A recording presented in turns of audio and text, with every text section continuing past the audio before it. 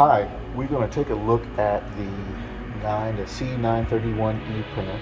This is a printer that is produced by Oki, and we're going to look at the consumables in this printer. So thank you guys for the questions that are coming in. So we're going to take it, there are some consumables that are located in this printer, and those are the parts that you can, as a user, can replace. So we're going to start with the toners, located in the top part of the printer. You have four of those. You have the yellow, magenta, cyan, and the black.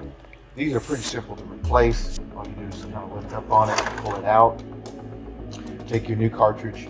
Once you've unpackaged it, push that in, put the lid down. Once you've done that, the printer will reset. It has sensors inside of the cartridge, so it knows that it is a full cartridge. So once you've done that, the printer will register it as a new cartridge, and away you go. The next thing you want to look at is another component, which are the drums. The drums, again, come in the same type of colors. You have the yellow, magenta, cyan, and the black. These are also simple to replace, and you notice that all these colors of the cartridge itself is blue. And every place there's a blue lever or a blue knob, those are things that the end user can easily access. The toner or the drum is very similar to replacing the toner. Once you pull it out, again, you want to support it on the hard surface part of this, because if you go on the other side, that is a drum, and especially when you're putting in a new drum, you don't want to touch that. So once you've done that, you can actually slide in your new drum. Again, it will not reset unless you close the cover. Once you close the cover, the printer again will notice that there's a cartridge change. It will also notice if that cartridge is an original cartridge. There are some fakes out there, and you want to be careful about those. So you always want to get the Oki original cartridge and drum. Now, that is two of the consumables that is easily accessible to the end user. So let's move on to the next, which again, here is going to be your toner waste cartridge. The toner waste cartridge, again, catches anything that's left over from printing a sheet of paper, anything that you might be sending to the printer, whether it be transparencies, whatever it happens to be. Anything that's left over from coating that surface is located and it is deposited here in your toner waste cartridge. From there, the other consumable will be transfer belt. Transfer belt is easily accessible. Unlock these. You twist the blue handle over to the right, and now your transfer belt is easily accessible for changing.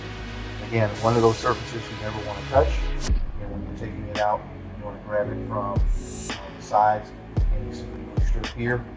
You grab it there, pull it all the way out, you take your new transfer cartridge and you stick it in and replace it. Once you've done that, you lock it back into place and you pull the lever over. And once you close the front end of it, everything else, the printer goes through a check to make sure what's changed or what's not changed. This is also how you remove jams from the printer as well. Once you've done that, the printer resets and it's ready to go. So I want to show you one other last thing as far as the consumable goes, and then that'll complete our consumables for the Oki. So the last consumable that we have is what we call the fuser. The fuser is the one that actually takes the ink or toner in this case that you put onto your media and kind of fuses it onto whatever media you have been printing on. I like to use what we call the multi-purpose tray because it gives me a straight paper path whenever I'm printing something a little bit thicker than the normal paper. So to get to your fuser, in my case, I have to hold in the multi-purpose tray and I pull out, it's the handle, pull out the exit assembly. The exit assembly actually contains quite a few components. The one we're going to be looking at today is a fuser. The fuser, again, like I said, is the one that actually fuses the toner onto your medium. There's a blue handle again. That blue, again, is accessible to all of you. Flip it up, take both hands, and pull it straight out. Now, one of the things I want to caution is that when you've been printing quite a bit of media, the diffuser can be pretty hot, so you want to be very careful about that. There's also a way of removing jam from your printer. There's these two blue levers here. You can actually pull them all the way up. And what that allows you to do, it doesn't do anything as far as putting in the toner or putting in the fuser or taking it out, but it does relieve the pressure if you should have a jam here. So if you happen to use those, removing the jam, you want to actually put those back down so that you don't have a problem or an existing jam whenever you get it done. Once you've done that, you push the exit assembly back in, the printer resets itself, and you're ready to start printing again.